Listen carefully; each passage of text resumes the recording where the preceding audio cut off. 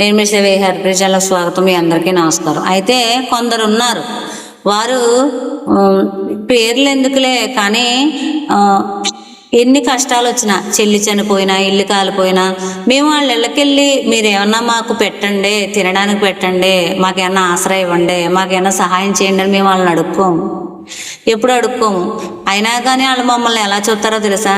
హీనంగా చూస్తారు, మమ్మల్ని చాలా చీప్గా చూస్తారు.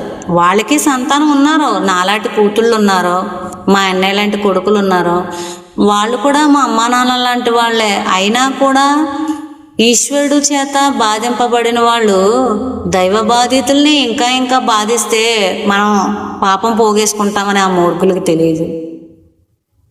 ఏం చేస్తూ ఉంటారంటే మనల్ని ఎగతాళిగా హేళనగా చూస్తూ ఉంటారు.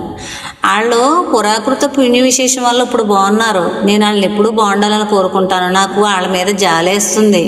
ఎందుకు వేస్తుందో తెలుసా? నేను మీతో షేర్ చేసుకుంటాను ఈ విషయం.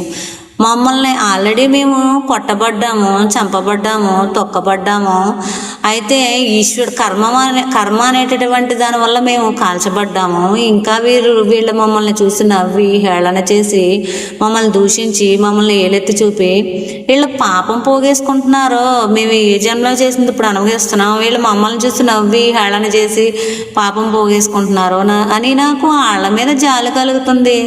నిజంగా మేము వాళ్ళంటే నాకు నిజంగా లక్ష్మీనారాయణ అంటే నాకు ఎంతో ఇష్టం. మీకు ఒట్టే చెప్తున్నాను, లక్ష్మీనారాయణ మీద ఒట్టుగా నాకు వాళ్ళ మీద కోపం లేదు, జాలి కలుగుతుంది. ఎందుకంటే వాళ్ళు మమ్మల్ని హీనంగా చూసినప్పుడు వాళ్ళకి పాపం వస్తుందని అనిపిస్తుంది. వాళ్ళు అనుకుంటారు పాపం రాగానే.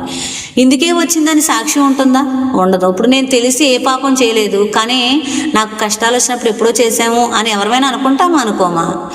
వాళ్ళు స్త్రీ పురుషులు ఉన్నారు చాలామంది. వాళ్ళు మాకు కష్టాలు వచ్చినప్పుడు లేకపోతే ఎదురుపడినప్పుడు మమ్మల్ని హేళనగా నవ్వునప్పుడు, హేళన చేసినప్పుడు నాకు అనిపిస్తూ ఉంటుంది, ఏంటో వీళ్ళు మా వెంక చూసి నవ్వి పాపం పోగేసుకుంటున్నారని. నేను చెప్పింది నిజమనిపిస్తే హరిప్రజను లైక్ చేయండి, షేర్ చేయండి. మీరు అలాంటి తప్పులు ఎప్పుడు చేయకండి. ఎందుకంటే ఎదుటివారిని చూసి నవ్వితే ఈశ్వరుని చూసి నవ్వునట్టు, ఎదుటివారిని చూసి హేళన చేస్తే ఈశ్వరుని చూసి హేళన చేసినట్టు. పాపం చేయకండి. బాగా బతకండి. బాయ్.